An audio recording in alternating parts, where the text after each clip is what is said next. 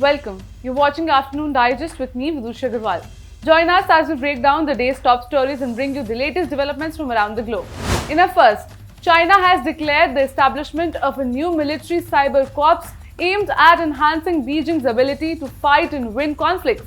China has launched the Information Support Force, a military cyber corps tasked with coordinating the development and utilization of network information systems, according to Wu Quan, a spokesperson for the Defense Ministry.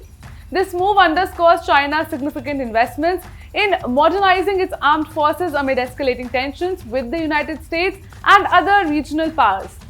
President Xi Jinping's efforts to consolidate control over the military since assuming power a decade ago are evident in the establishment of the new cyber force.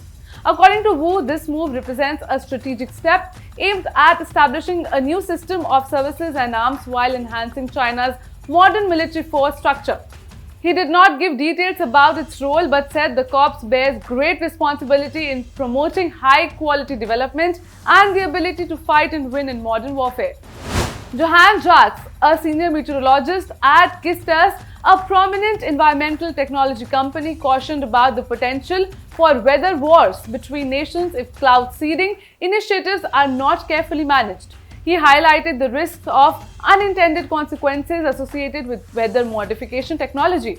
This warning follows speculations that Dubai's recent heavy rainfall may have been artificially induced through cloud seeding efforts, sparking debate and concern about the broader implications of such practices.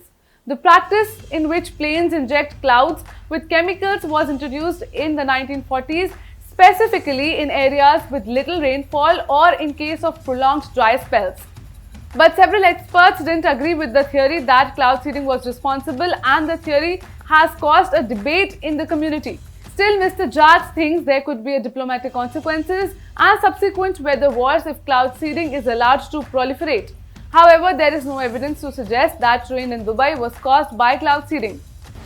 The Middle East witnessed further turmoil as a powerful explosion struck a military base in Iraq, resulting in one fatality and numerous injuries. The targeted base, utilized by Iraq's Popular Mobilization Forces, also called PMF, lies south of Baghdad.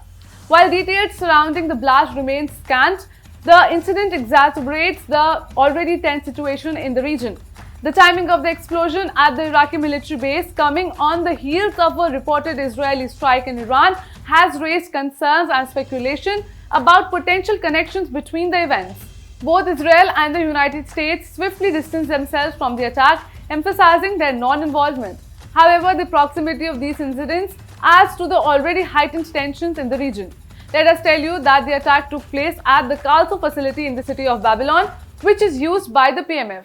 The PMF is an umbrella body of dozens of armed groups, and the base is home to its chief and staff. खानदानी लुटेरों की कोशिश होगी बेकार, फिर एक बार मोदी सरकार।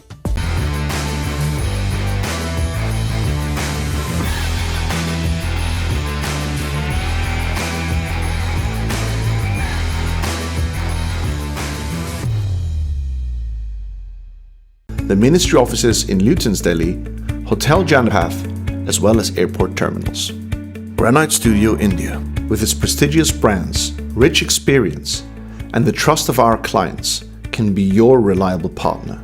We are here for you, for innovating, processing, supplying, and executing in stone. Contact us today for our special sample kit. Taking a swipe at jailed Delhi Chief Minister Arvind Kejriwal amid allegations that he has been deliberately tucking into aloo puri, popular breakfast meal in North India, and sweets while also taking sugar with his tea to press for bail, citing inflated blood sugar levels. BJP leader Shazia Ilmi on Friday claimed the AAP convener even wolfed down eggs during Navratri despite being clinically diabetic.